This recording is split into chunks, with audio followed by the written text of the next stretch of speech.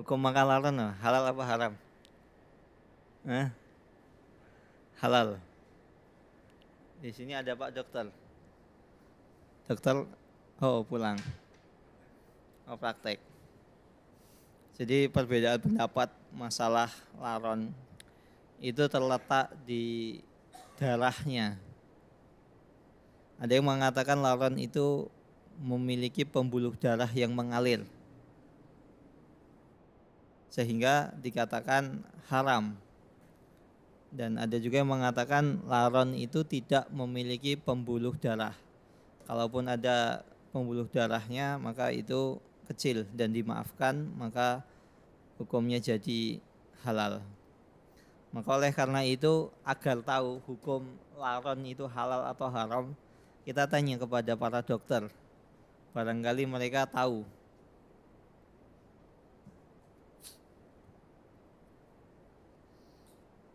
Soalnya kan kita ini banyak yang makan keripik laron. Di sini ada keripik laron. Nah, ada yang sudah pernah makan keripik laron? Nah, kalau belalang jelas halal. Kalau belalang jelas halal karena hadisnya sholih jelas. Nah, kalau laron ini yang diperdebatkan. Dan sebagian ulama mengatakan halal, ada yang sebagian mengatakan haram.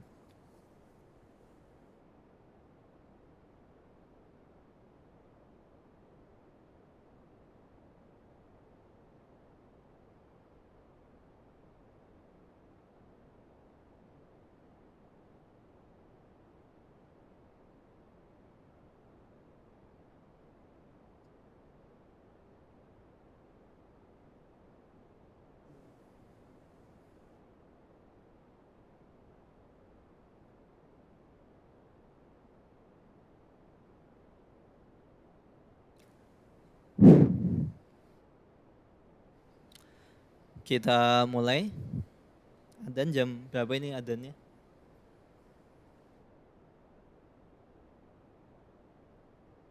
19:04.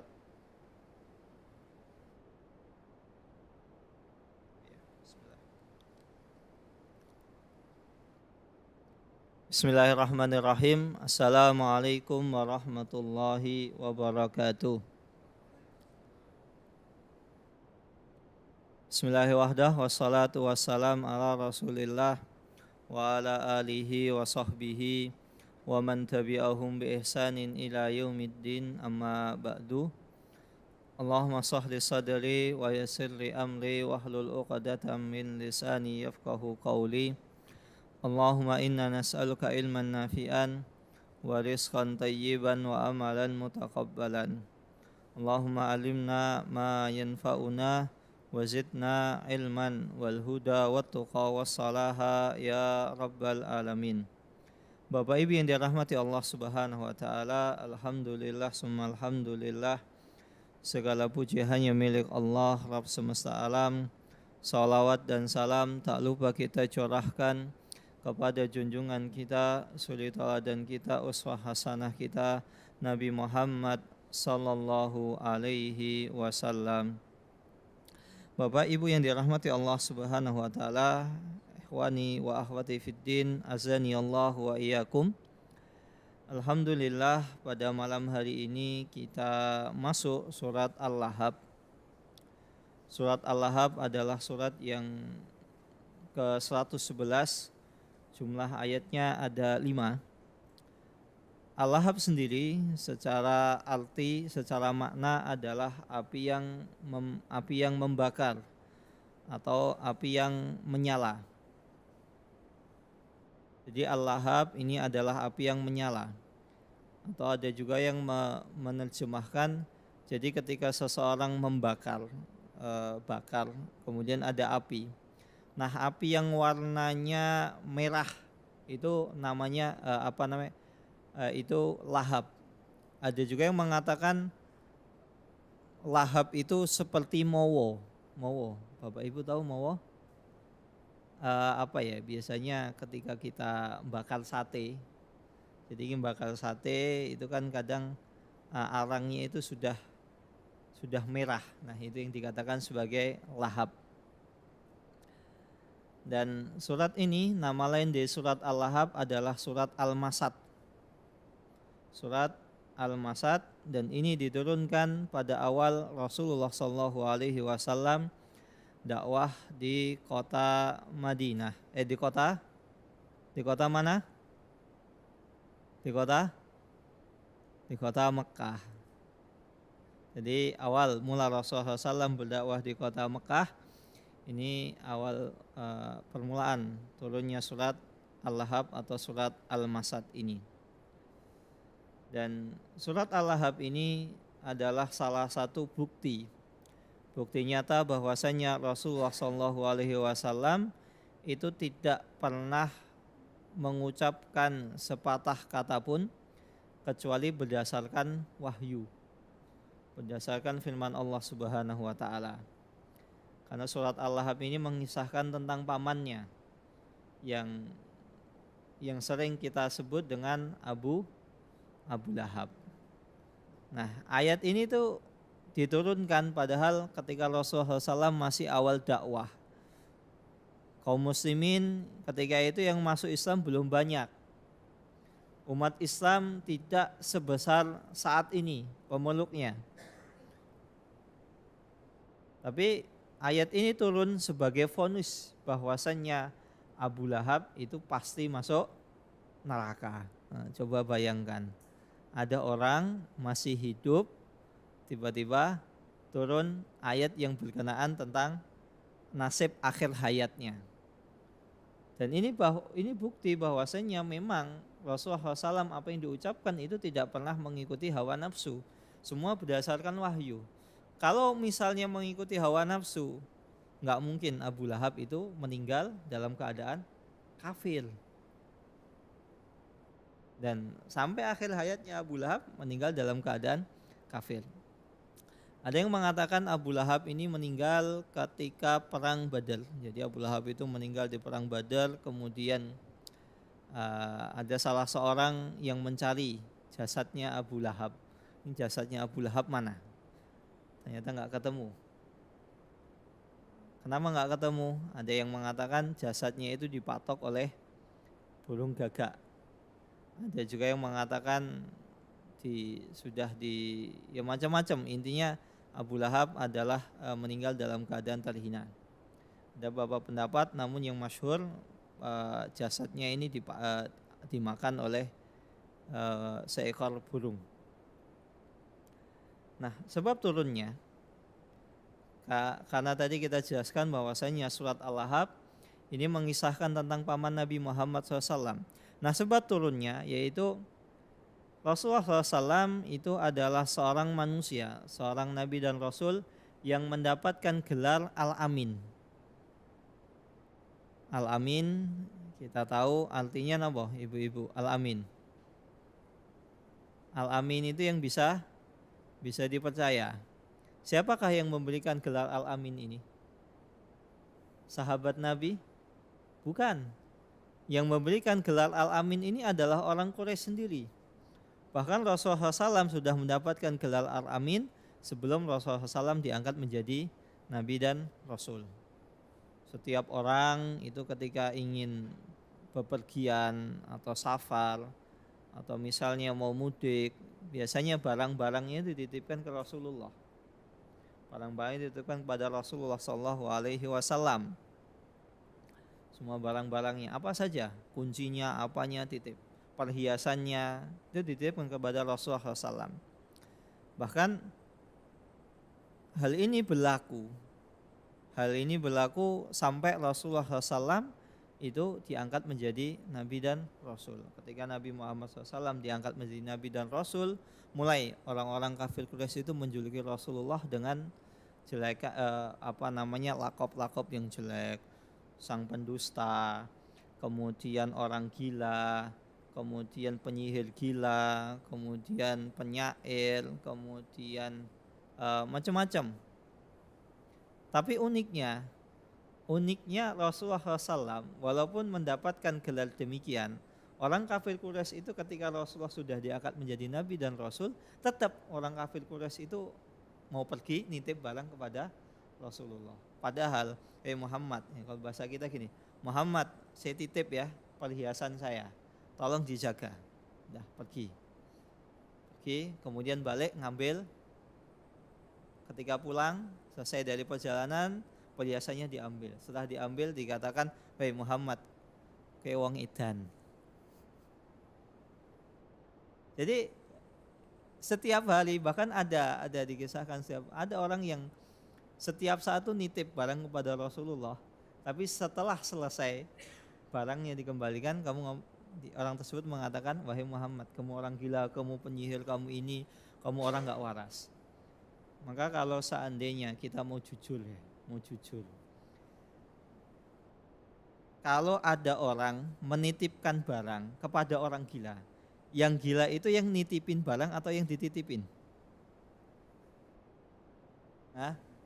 Yang menitipkan barang. Loh, kita tahu dia orang gila, ngapain kita titipin barang? Ya, maka fitnah-fitnah yang dilontarkan kepada Rasulullah SAW itu sejatinya tidak bisa dijadikan dalil. Bahkan kalau ada orang orientalis, orang liberal zaman sekarang mengatakan Rasulullah SAW begini begitu, Rasulullah begini itu, nggak bisa. Cukup kita jadikan dalil siapa? 2 orang dedengkot kafir Quraisy, Abu Lahab dan Abu Jahal. Kalau Abu Lahab dan Abu Jahal tidak pernah menuduh Rasulullah SAW memfitnah, maka tuduhan tersebut otomatis tertolak. Kan orang sekarang sering mengatakan Nabi Muhammad itu seorang pedofil. Ya kan? Katanya suka anak suka anak kecil. Nah, pertama mungkin orang tersebut belum baca sejarah Nabi sampai selesai.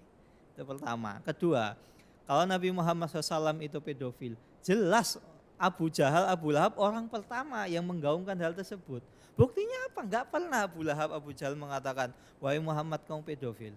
Maka otomatis tuduhan tersebut, fitnah tersebut otomatis tertolak. Dan apa saja yang mengatakan Nabi Muhammad itu ketika menerima wahyu, kan pernah Nabi Muhammad itu sampai gemetar. Sehingga ada orang orientalis, orang liberal mengatakan Nabi Muhammad itu orang gila. Buktinya apa? Ketika menerima wahyu gemetar saking gilanya. Lah kalau misalnya itu memang Nabi Muhammad beneran gila, Abu Lahab sama Abu Jahal orang yang pertama melontarkan hal tersebut. Walaupun memang Abu Lahab dan Abu Jahal mengatakan Nabi Muhammad orang gila. Nah, kita kembalikan di sini. Abu Lahab dan Abu Jahal itu ketika pergi nitip barangnya kepada Rasulullah SAW. Bahkan Imam Ibnu Ishaq dalam kitab sirahnya, beliau mengatakan Rasulullah SAW, barang-barang orang kafir Quraisy itu masih berada di tangan Rasulullah SAW sampai Rasulullah sudah ada di mana? Di Madinah. Coba bayangkan, orangnya sudah di Madinah, barangnya masih dititipkan kepada beliau. Maka ketika itu Rasulullah SAW ketika hijrah ke Madinah, sengaja Ali bin Abi Thalib itu tinggal atau tidur di ranjangnya Rasulullah. Faedah pertama apa? Untuk mengelabui orang-orang yang sudah mengepung rumah Rasulullah. Sehingga ketika dilihat, kayak cek wongnya cek dulu. Aman. Berarti dia belum kabur. Padahal Rasulullah sudah keluar. Dan mereka nggak ada yang tahu bahwasanya Rasulullah sudah keluar dari rumah tersebut. Kemudian faedah kedua, kenapa Ali tinggal di rumahnya Rasulullah SAW? Agar Ali bisa mengembalikan barang-barang yang dititipkan kepada beliau, kepada Rasulullah SAW. Rasulullah SAW sebelum hijrah mengatakan, wahai Ali, ini barangnya si fulan. Wahai Ali, ini barangnya si fulanah. Nanti tolong kamu kembalikan. Dan Ali bin Abi Thalib ini tinggal di rumah Rasulullah sekitar 3 hari. Guna apa? Mengembalikan barang tersebut. Ini bukti bahwasannya fitnahan, lontaran yang dikatakan kepada Rasulullah SAW bahwasannya Rasulullah orang gila, itu tidak bisa dibuktikan sedikit pun.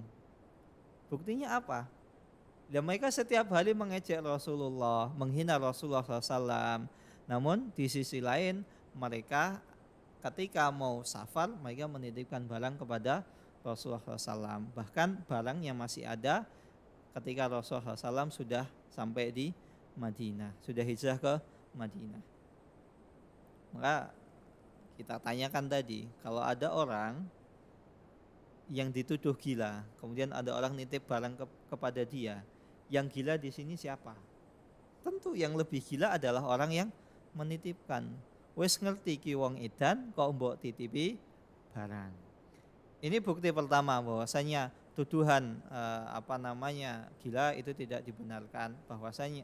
Kemudian kedua, bahwasanya Rasulullah SAW itu memang benar-benar al-amin, yang memberi gelar adalah orang kafir Quraisy. Itu kejadian pertama tentang hijrah. Kejadian yang kedua adalah suatu ketika orang kafir Quraisy itu ribut, udul. Jadi ada sedikit percekcokan karena ketika itu di sekitar Ka'bah terjadi banjir bandang. Ketika banjir bandang, kemudian Hajar Aswad itu bergeser dari tempatnya. Intinya ada yang mengatakan Hajar Aswad itu hanyut terbawa air, ada juga mengatakan Hajar Aswad itu intinya berpindah. Nah, ketika ingin diletakkan kepada tempatnya semula, setiap kabilah itu ribut. Saya adalah orang yang paling berhak untuk meletakkan Hajar Aswad tersebut di tempatnya. Sedangkan orang kafir Quraisy itu ada banyak kabilah. Bahkan ketika itu keributan tersebut tidak segera selesai sampai sekitar 4 atau 5 hari. Coba bayangkan, 4 atau 5 hari ribut terus nggak selesai-selesai. Akhirnya salah satu di antara mereka yang bernama Abu Umayyah Al-Mughirah mengatakan, daripada kita ini setiap hari ribut, setiap hari kita cekcok, begini saja, kita menyepakati bahwasanya siapakah orang yang pertama masuk ke Ka'bah ini, dia adalah orang yang berhak untuk menjadi penengah atau hakim di antara kita. Kemudian Rasulullah SAW ketika itu beliau masuk, dan ternyata Rasulullah orang yang pertama masuk pintu Ka'bah itu Rasulullah. Ketika Rasulullah nongol, para pemimpin Quraisy, pemuka Quraisy itu mereka senang semua. Alhamdulillah, laqad ja'ana al-amin. Selamat, orang yang pertama menghampiri kita, orang yang pertama datang masuk Ka'bah adalah al-amin, yaitu Muhammad sallallahu alaihi wasallam. Laqad radina bihi. Kami semua ridho atas atas keputusannya. Maka salah seorang di antara mereka maju, kemudian mengatakan, ya Rasulullah, ya Muhammad, sesungguhnya ada di antara kami persisian begini dan begitu. Kami tidak ada satu pun di antara kami yang mau mengalah untuk meletakkan Hajar Aswad tersebut. Kemudian kami sudah sepakat orang yang pertama masuk Ka'bah adalah orang yang berhak untuk menjadi hakim di antara kami. Maka karena engkau adalah seorang al-amin, orang yang bisa dipercaya, orang yang kita kita percayai, maka bagaimana pendapatmu? Maka Rasulullah SAW meminta baju tersebut kemudian digunting agak jadi lebar, kemudian Hajar Aswad tersebut itu diletakkan di tengah-tengahnya. Setiap pemimpin Quraisy dipanggil, fulan dari pemimpin suku ini, suku A, suku B, suku C, suku D, maju semuanya. Kemudian setiap pemimpin tadi mereka memegang ujung baju tersebut. Kemudian memegang baju tersebut diangkat bareng-bareng. Ketika sudah sampai ke tempat Hajar Aswad semula, Hajar Aswad pertama, Rasulullah SAW mengambil Hajar Aswad tersebut dengan kedua tangan beliau yang mulia, kemudian diletakkan di tempatnya tadi. Maka ketika itu orang kafir Quraisy semuanya ridho. Ini bukti, ini satu lagi bukti bahwasanya memang benar-benar Rasulullah SAW adalah al-amin. Yang memberikan gelar adalah mereka orang kafir Quraisy sendiri. Nah, ketika Rasulullah SAW sudah diangkat menjadi nabi dan rasul, di antara mereka mulai memusuhi dakwah Rasulullah SAW. Dan salah satunya adalah Abu Lahab. Siapa itu Abu Lahab? Abu Lahab itu adalah nama aslinya Abdul Uzza. Abdul Uzza. Uzza adalah nama patung yang disembah oleh orang Quraisy. Kan ada Lata, Uzza, Manat, Hubal dan lain sebagainya. Maka ini dan di ayat ini Allah Subhanahu wa taala tidak menyebutkan secara gamblang nama aslinya Abu Lahab. Cuma disebutkan Abu Lahab. Begitu juga di sejarah-sejarah disebutkan Abu Lahab. Beda kalau ditanya nama aslinya Abu Lahab siapa? Abdul Uzza. Dan Abdul Uzza adalah pamannya Rasulullah SAW. Rasulullah SAW itu memiliki 4 paman. Abu Thalib, satu Abu Thalib sampai akhir hayatnya tidak beriman, namun beliau membela dakwah Rasulullah SAW. Kemudian yang kedua adalah Hamzah bin Abdul Muthalib. Beliau masuk Islam di awal-awal di awal-awal Islam dan meninggal di perang Uhud. Kemudian yang ketiga adalah Al-Abbas bin Abdul Muthalib. Ini masuk Islamnya agak akhir. Al-Abbas ini masuk Islamnya agak akhir. Dan Al-Abbas ini dengan Rasulullah ini bedanya itu sekitar 2 tahun. Jadi ponaan sama Pak Lek lah bahasa kita. Ponaan sama Pak Lek itu bedanya cuma 2 tahun. Rasulullah dengan Al-Abbas bin Abdul Muthalib. Ini Al-Abbas masuk Islam di akhir-akhir tahun Hijriah. Kemudian yang keempat adalah Abu Lahab, Abdul Uzza bin Abdul Muthalib. Ini tidak masuk Islam sampai akhir hayatnya. Nah, ini ada sebuah faedah. Kenapa kok namanya Abu Lahab tidak disebutkan Abdul Uzza? Kenapa? Karena Uzza saya katakan tadi adalah nama patung, nama berhala, nama sesembahan. Maka faedahnya apa? Seseorang menisbatkan nama atau memberikan nama kepada seseorang dengan nama-nama yang mengandung kesyirikan, mengandung penyekutuan kepada Allah Subhanahu wa taala, hukumnya adalah haram. Misalnya nama dewa. Nama dewa itu apa? Siwa, Wisnu. Wisnu banyak biasanya. Brahmana jarang. Atau dewa-dewa yang diyakini, mohon maaf, ngapunten ya ibu-ibu, kan orang Jawa ya, atau orang Jawa Indonesia lah. Itu mereka meyakini bahwasanya dewa kemakmuran itu adalah Dewi Sri. Nah, mohon maaf. Maka kalau namanya Sri bisa diganti.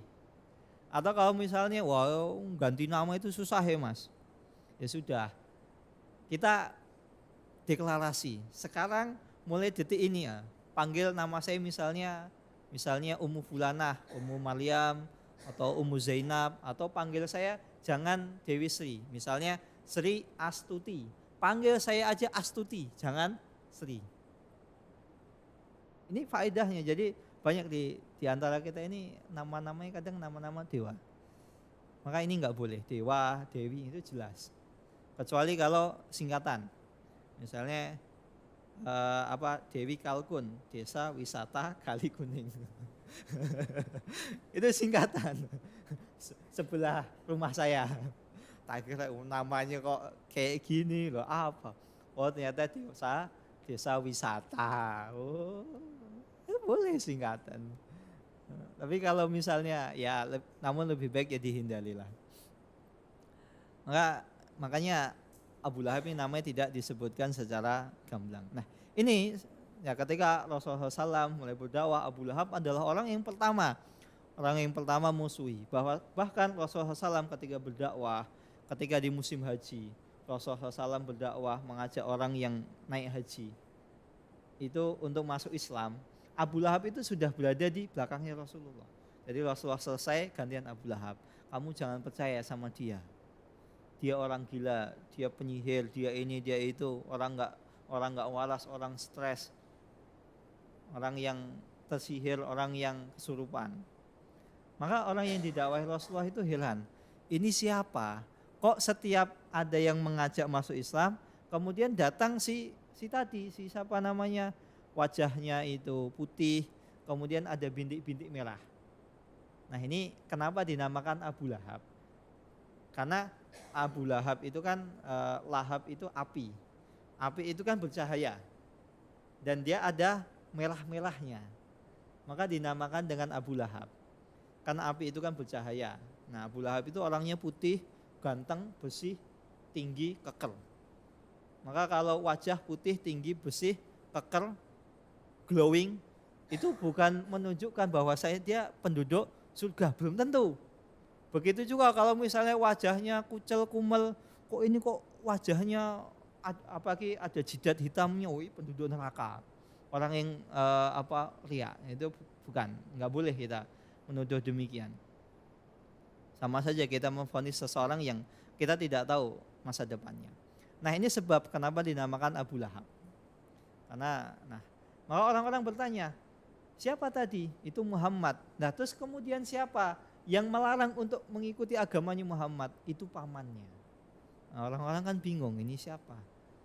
Pak ponakannya ngajak masuk Islam, pamannya melarang. Nah, dan ada faedah di sini. Nah, ibadah haji Bapak Ibu, ibadah haji itu bukan hanya ketika Islam sudah ada.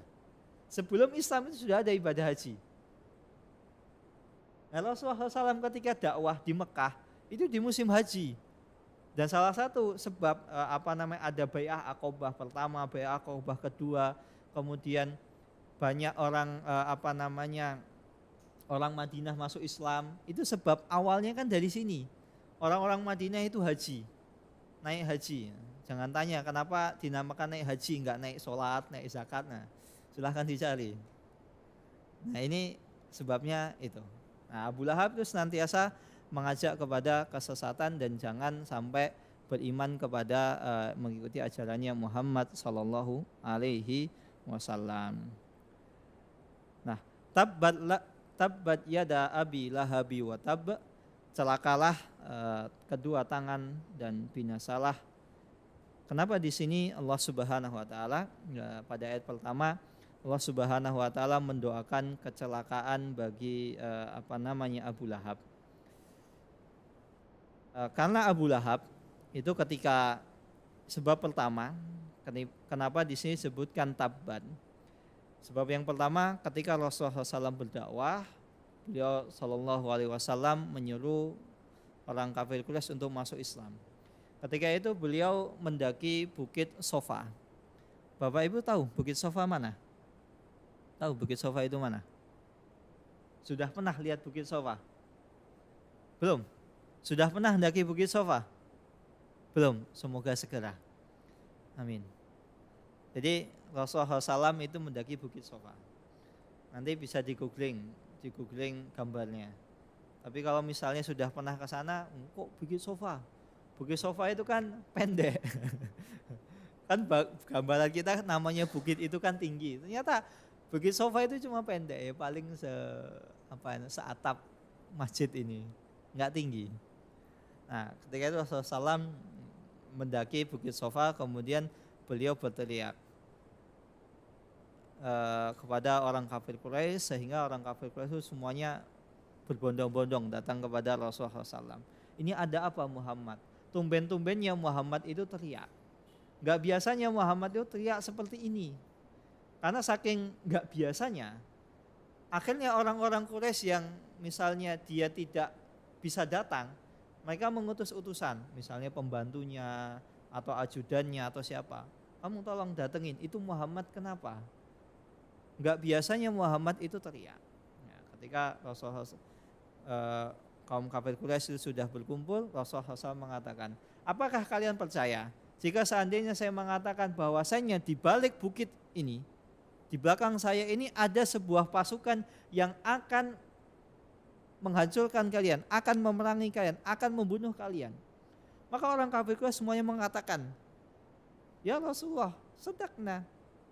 Kami percaya dengan apa yang engkau ucapkan dan kami tidak pernah mendapati sedikit pun dari dirimu berdusta, karena engkau adalah Al-Amin. Kemudian Rasulullah ketika sudah mendapatkan sambutan demikian, pengakuan, maka Rasulullah SAW mengatakan, sesungguhnya aku datang kepada kalian sebagai seorang pemberi peringatan akan adab Allah Subhanahu wa taala yang begitu pedih. Nah, ketika sudah berbicara tentang adab, Rasulullah SAW mengajak masuk Islam, baru Abu Lahab mengatakan, tabban laka ya Muhammad, alihada jamak tanah, sungguh celaka, semoga kecelakaan menimpa dirimu Apakah hanya karena sebab perkara sepele seperti ini engkau mengumpulkan kita semua? Sampai di antara kami ini ada yang mengutus perwakilannya, mengutus budaknya agar bisa datang. Kalau cuma perkara remeh-temeh begini untuk apa? Maka ini kenapa Allah Subhanahu wa taala memulai surat Al-Lahab dengan tabbat yada abi lahabi wa tab. Karena Abu Lahab mendoakan kecelakaan bagi Rasulullah SAW. Ini sebab yang pertama. Sebab yang kedua, karena Abu Lahab ketika misalnya Rasulullah SAW berdakwah, Abu Lahab tadi kan dikisahkan suka mengikuti di belakangnya. Kemudian Abu Lahab itu suka menunjuk-nunjuk Rasulullah, kamu jangan ikut orang itu loh, orang gila. Kalau bahasa kita kan begini ya, ini orang nggak genep lah, nggak waras. Nah, dia nunjuk begini. Maka Allah Subhanahu wa taala tabbat yada abi lahabi wa tab. Semoga kecelakaan tangan yang biasa digunakan Abu Lahab untuk menunjuk engkau wahai Muhammad. Ini sebab kenapa Allah Subhanahu wa taala mendoakan keburukan bagi Abu Lahab. Ma agana anhu maluhu wa ma kasab, dan tidaklah berguna harta dan apa yang engkau usahakan. Ini Allah Subhanahu wa taala mengingatkan kepada Abu Lahab, kemudian Al-Walid ibnu Mughirah, kemudian Abu Umayyah bin Mughirah. Karena kenapa? Begitu juga dengan Abu Jahal. Karena 4 dedengkot ini itu adalah orang-orang yang mohon maaf kaya raya, anaknya banyak, pasukannya banyak, anak buahnya banyak. Mereka mengira kalau saya seandainya nanti saya masuk neraka, saya celaka, anak saya yang akan menyelamatkan saya. Al-Walid bin Mughirah itu konon katanya anaknya itu 17. Al-Walid bin Mughirah. Bahkan saking sombongnya Al-Walid bin Mughirah, kalau cuma diancam masuk neraka tenang, anak saya 17, semuanya nanti bisa gotong saya keluar dari neraka. Sombong sekali. Nah, ketika Rasulullah SAW mengatakan bahwasanya Rasulullah SAW itu sering didatangi malaikat Jibril, kan satu malaikat. Al-Walid ibnu Mughirah mengatakan, cuma satu malaikat, backingannya cuma satu. Anak saya loh 17. Belum hartanya lagi banyak. Maka harta anak yang banyak itu tidak bermanfaat sedikit pun. Untuk apa kita berbangga-bangga dengan harta kita yang banyak, anak kita yang banyak, kalau tidak bisa menghantarkan kita menuju surga, menuju jalan kebaikan. Begitu juga nasab yang mulia itu tidak akan membuat seseorang itu selamat. Buktinya apa? Ketika Rasulullah SAW berdakwah di sofa, Rasulullah SAW yang pertama disebut siapa? Wahai Fatimah, sesungguhnya aku tidak bisa menyelamatkan engkau dari siksa api yang neraka yang pedih. Kemudian Fatimah mengatakan, lantas bagaimana wahai ayahandaku, bagaimana agar engkau bisa menyelamatkanku kelak ketika misalnya aku masuk ke neraka, kamu masuk Islam. Maka ini Fatimah itu apa lagi?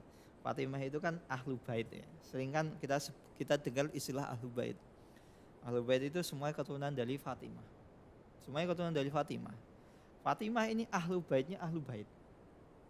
Tapi kalau nggak masuk Islam, nggak bisa dijamin masuk surga. Nah, lantas pertanyaannya, ada nggak ahlu bait yang kafir? Bisa jadi ada, bisa jadi. Karena Rasulullah SAW ketika awal berdakwah mengatakan, wahai Fatimah, sesungguhnya aku tidak bisa menyelamatkanmu. Sebagian ulama mengatakan ini indikasi bisa jadi di antara anak keturunan Fatimah itu ada yang kafir. Dan ini tidak bertentangan dengan nas-nas dalil-dalil yang lain. Contohnya Abu Thalib itu kan meninggal dalam keadaan kafir. Abu Lahab itu kan jelas masuk neraka. Siapa itu Abu Lahab? Ahlu bait. Abu Lahab itu ahlu bait.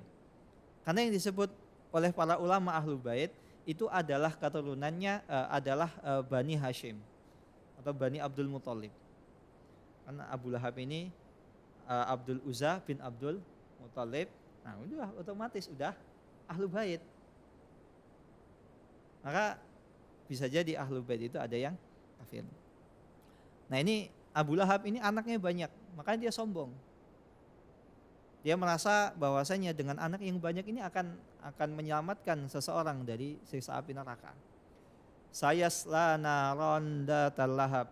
Kelak Abu Lahab tersebut akan Allah masukkan ke dalam neraka yang bergejolak. Dan ini bukan hanya bagi Abu Lahab saja. Orang kafir itu pasti masuk ke dalam neraka jika dia meninggal dalam keadaan kafir. Bahkan kita dilarang untuk mendoakan, misalnya kita punya keluarga yang meninggal dalam keadaan kafir, kita dilarang untuk mendoakannya, semoga masuk surga, semoga diampuni dosanya, itu tidak boleh.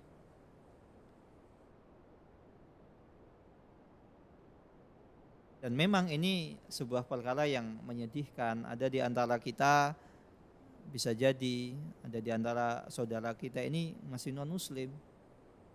Maka kalau kita ingin memberi syafaat, menyelamatkan orang tersebut, ya kita ajak kepada Islam. Jangan sampai keluarga kita meninggal dalam keadaan kafir. Dan ini bukan hanya dialami oleh mungkin di antara kita. Para nabi dan rasul pun itu juga mengalami. Nabi Ibrahim, ayahnya masuk neraka. Kemudian Nabi Nuh. Nabi Nuh itu anaknya itu masuk neraka. Nabi Lot, anak dan istrinya. Bahkan istrinya Nabi Lot ini gelmonya perzinaan, bukan hanya zina. Laki-laki dengan laki-laki, perempuan dengan perempuan. Wal iyadu billahi min dzalik. Nasallallahu salamata wal afiyah. Wa imra'atuhu hammalatal hatab fi jidiha hablum min masad. Dan wa imra'atuhu, dan istrinya Abu Lahab ini namanya adalah Al-Awra Ummu Jamil. Sering disebut dengan Ummu Jamil bintu Harb. Artinya Ummu Jamil, kalau Ummu Jamil bintu Harbin itu berarti masih satu nasab dengan Abu Sufyan. Karena Abu Sufyan adalah Abu Sufyan bin Harb. Nah, kalau ini Ummu Jamil istrinya Abu Lahab itu adalah saudara kandungnya Abu Sufyan, berarti itu masih ada hubungan darah dengan Ummu Habibah. Siapa itu Ummu Habibah? Romlah bintu Abi Sufyan.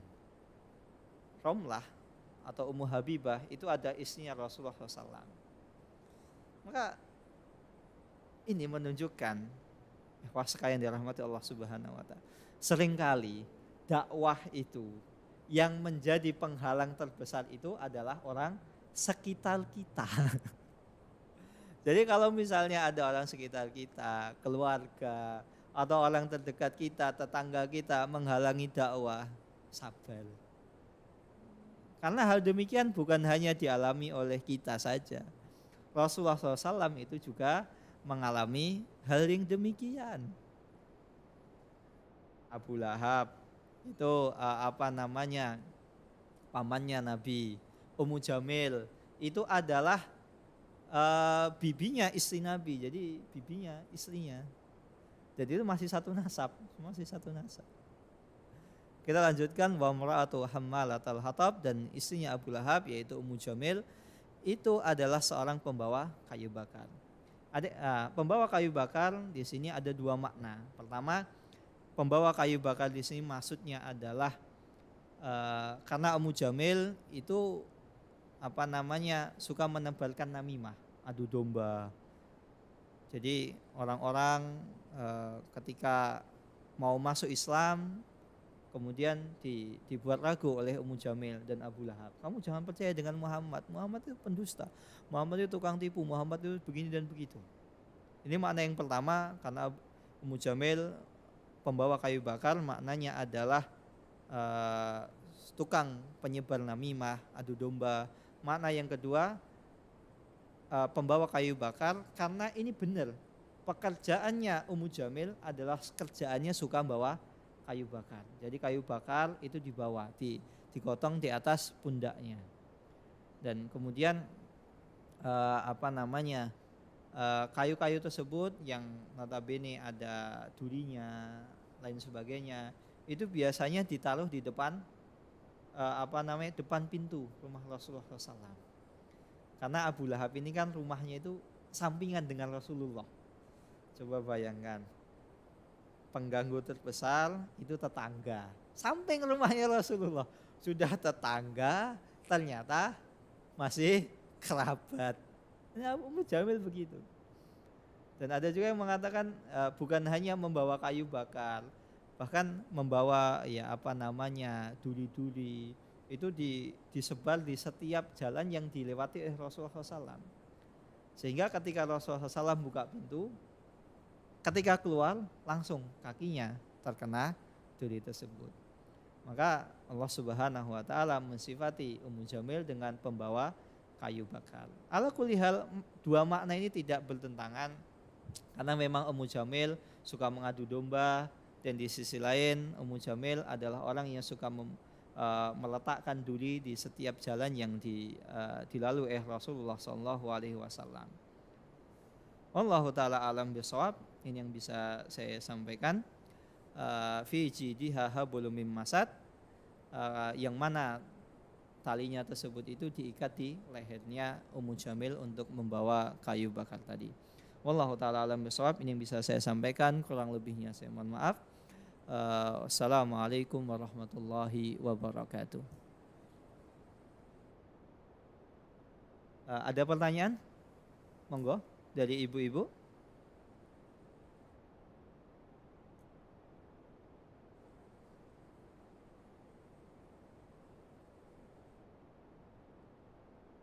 Ibu-ibu tidak ada pertanyaan?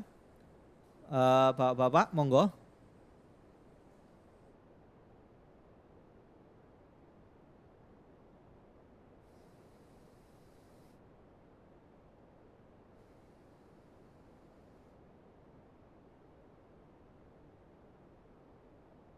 Tidak ada pertanyaan? Alhamdulillah kalau tidak ada pertanyaan. Kita tutup dengan doa khawatul majlis. Subhanakallahumma wa bihamdika asyhadu an la ilaha illa anta astaghfiruka wa atubu ilaik. Wassalamualaikum warahmatullahi wabarakatuh.